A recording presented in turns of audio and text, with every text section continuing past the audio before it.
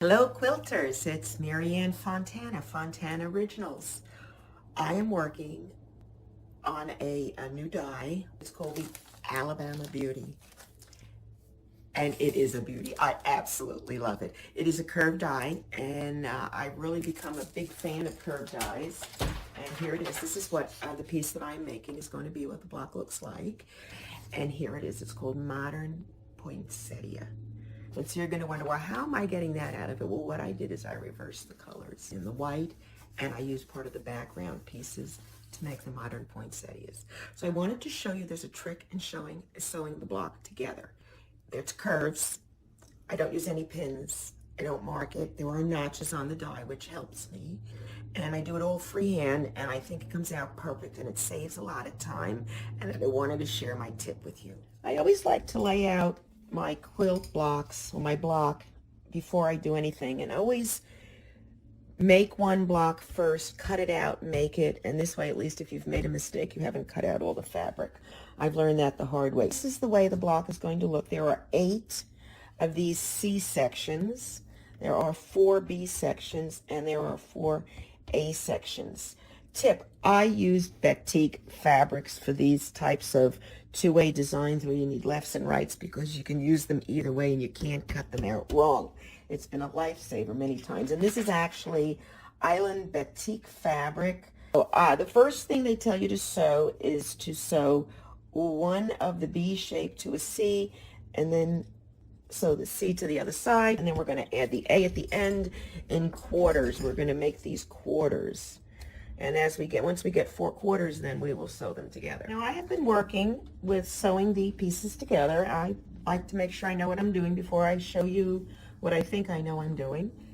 And this is shape C. Now, this is the left one, but as you see with the batiks, they are exactly the same on both sides, so I can't go wrong cutting them, and that's just another one of my tips, because I've done every mistake known to man.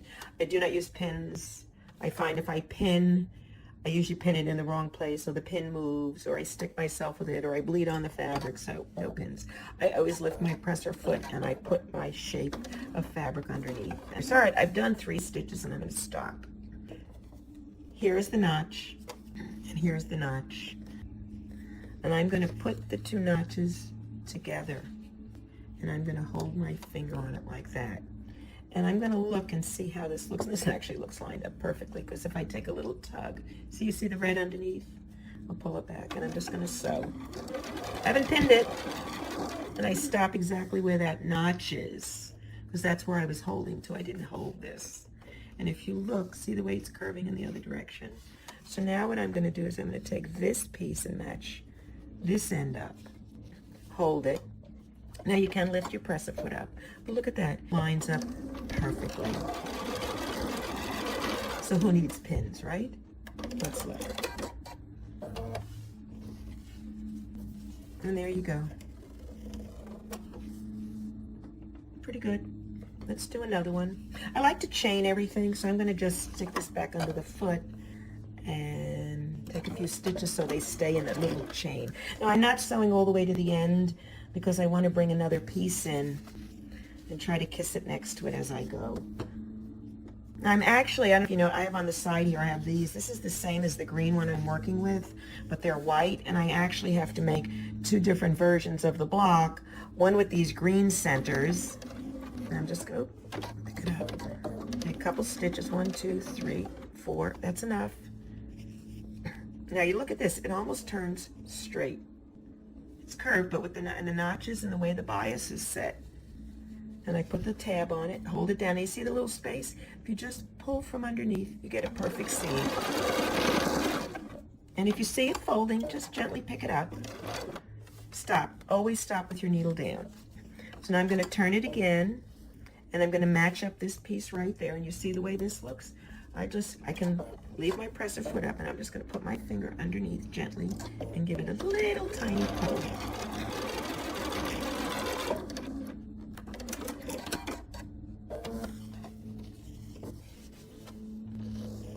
Okay, and there you go. It's as easy as that. So I'm going to sew all of them together like this, including my white ones, because it's the same process. And then we'll go ahead and sew the other one on together.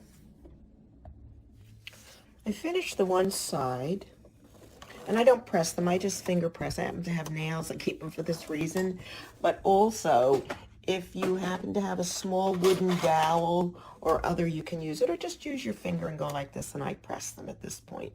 So now what I need to do is sew the other one on the other side. I have always found it to be easier to sew the inside curve on the top. I don't find sewing this easy for me. So I'm going to turn the piece over. And I'm going to match them up this way and then turn it and sew from this end. So what I need to do is put these two pieces together.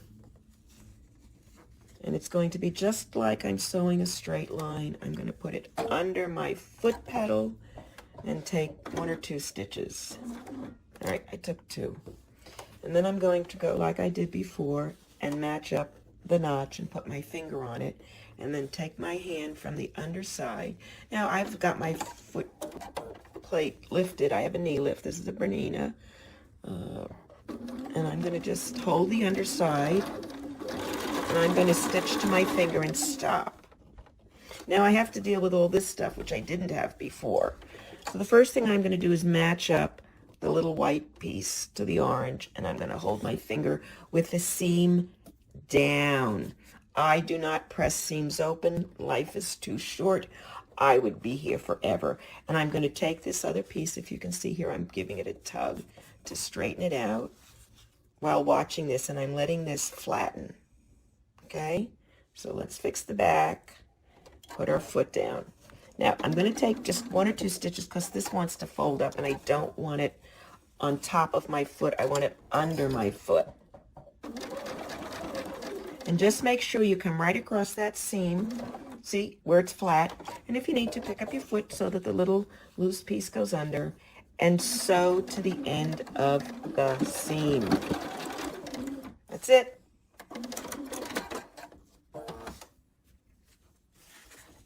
And I just press it to one side. Actually, when I start pressing, I will actually do it this way.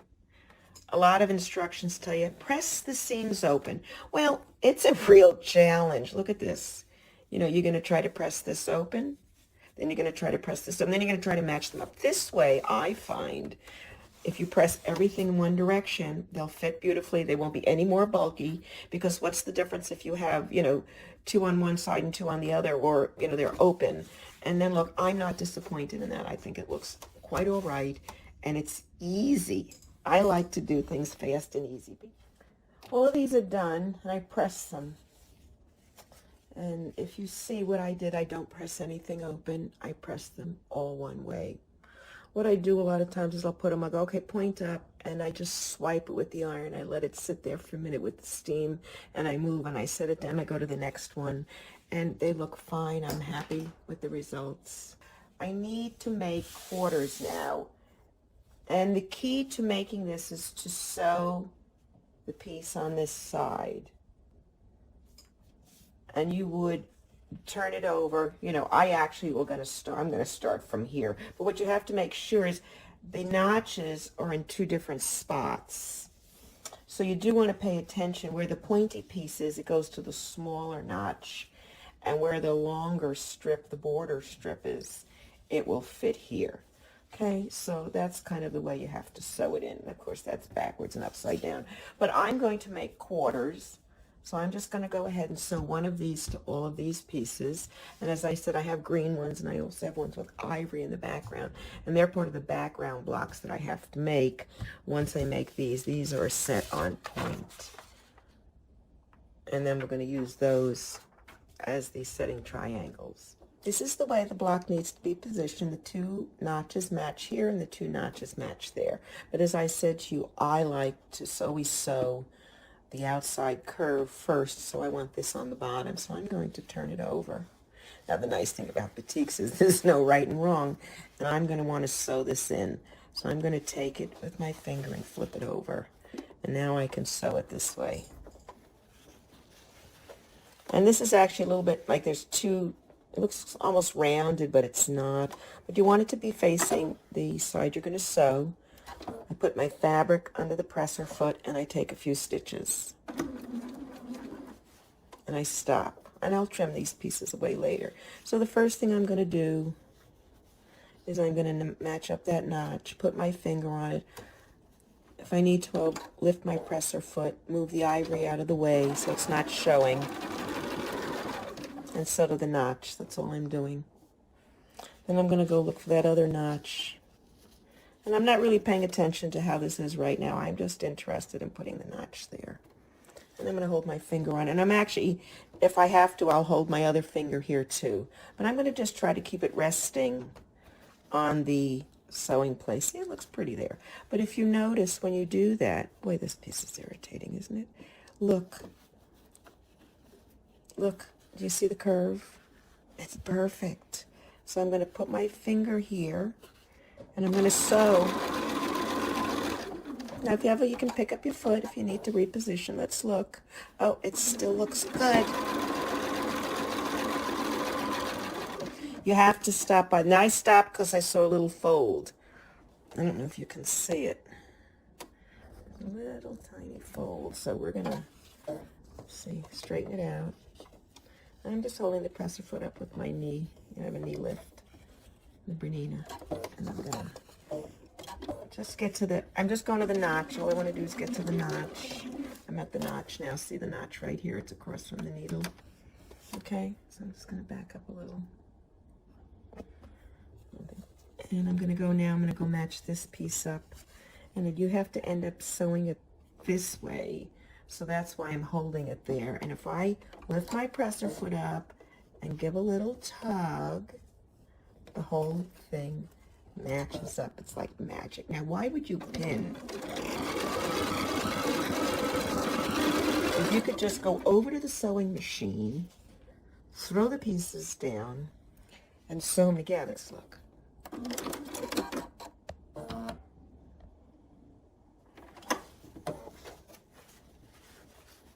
Yeah, I did, by the way, I did press all of these before, you know, these units. So look, what do you think? Huh? I think it's okay. Here's my pieces. I just laid them out so you can kind of get a sense of what the block looks like. And I just wanted to show you what I ended up doing when I originally did this. I pressed all of these this way. Then when I dropped this in, for two reasons. One, it seemed to want to go that way, and also then you don't see the seam on the other side or any ghosting where the, you know, the seam allowance would be the raw edge. So the directions just tell you to connect them. I found the easiest way to do it is to repeat the same process, but to sew it like you're doing a 4-patch, and I'm going to sew these to these and these to these, and then I'll sew them together. I think it's a lot easier. I've tried it a couple different ways, and this is the easiest way to do it. So I'm going to pick up one, and remember I like this side forward, so I'm going to put it here, and I'm going to take this piece, and I'm going to match it up this way and take it to the sewing machine. Okay, here I am. And again, no pins. Sorry. I have nothing against the pin companies. I have lots of pins. I'm going to match up the point just like I did before. I have my needle down. Oh, my needle is not down. All right, I have my needle down. And I'm going to match up the notch again. Put my finger again. I'm just not using pins. I find they just get in my way. And you can lift up your presser foot if need be. I want to make sure I'm not overshooting. And you can get started. If you're not sure, you can start. Oh, see, it fit right in there. And I'm stopping right where the notch is. Then I'm going to go around.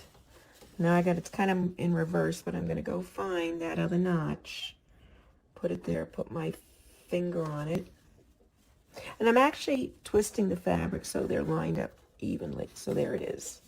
And then I'm going to back everything else off gently. Make sure it's straight. I'm going to let it rest. And there you go. It's perfect. Lift up my presser foot just to ease the fabric a little.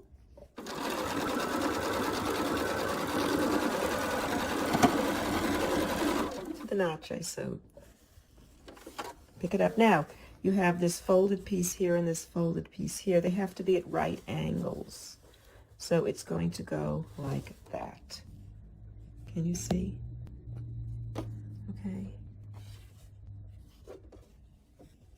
Let's back up a little more.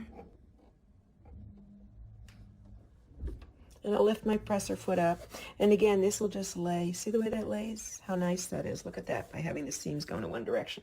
Then I'm going to go underneath, and I'm going to tug at that white piece. And that's pretty good. I'm pleased with that. I can live with that. And my aim is to get right to that seam and sew right down along it.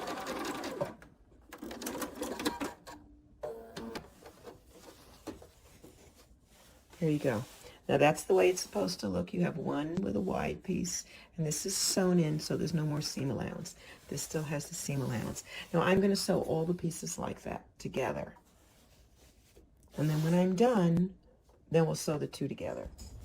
Sewn my halves together. So now all I have to do is sew the two halves, and I'm going to make 3 blocks. So I will start just like I did before and match it here. The only difference being is when I get to the middle and I get these 2 pieces to the center, I'm going to stop, and then I'm going to go and start and sew it from the other end so that I'm always sewing it in the direction that I favor.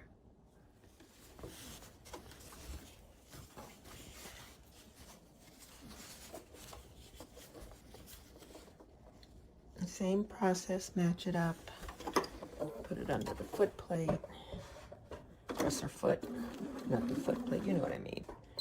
It just seems to really be slow there in the beginning, taking stitches. You know, it's because I do talk to myself as well. Okay. Match it up, same process. Looks good. Go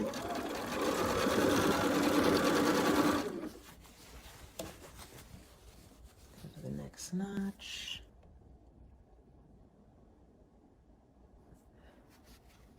Here.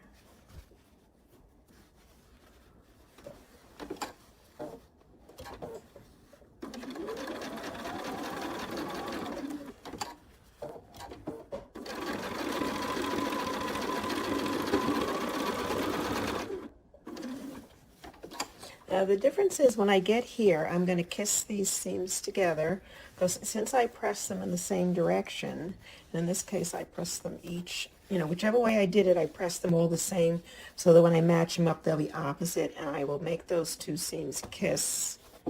Lay this down just like we did before. Give it a little tug from the back to make sure that piece matches up.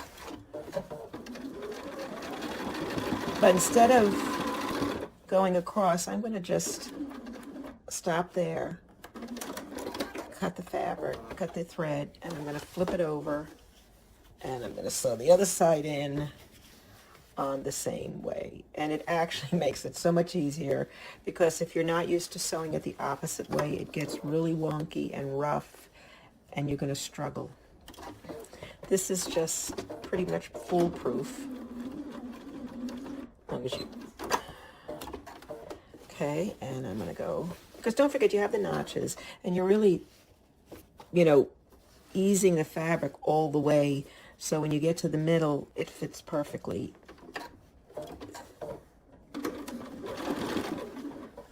It's eating it. It does happen sometimes. The best thing to do if it's eating it, I usually just move a little bit further down and get away from that, you know, knotted section, and I'll pull it out later. Stop.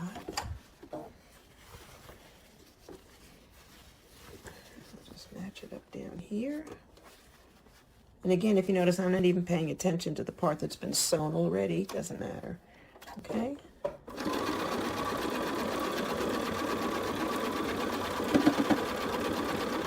There's my notch. And guess what? There's my middle.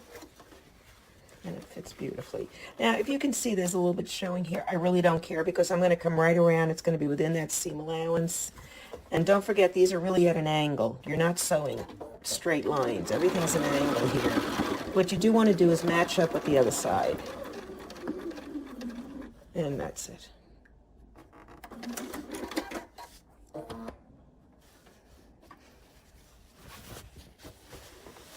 Here's your block. I'm going to press them and I'll show you the final one. Here's the finished block. And let's see. Here's the other side. Not too bad. So I made 3 of these, and as I had mentioned previously, you know, I had ones that I had made with the white. Now, I haven't sewn them yet, but I do have to make them into 3 blocks. And then I have to cut them because these are on point. Blocks that we've just made are here. And then we're going to set these others in, and that's what's going to make the poinsettia.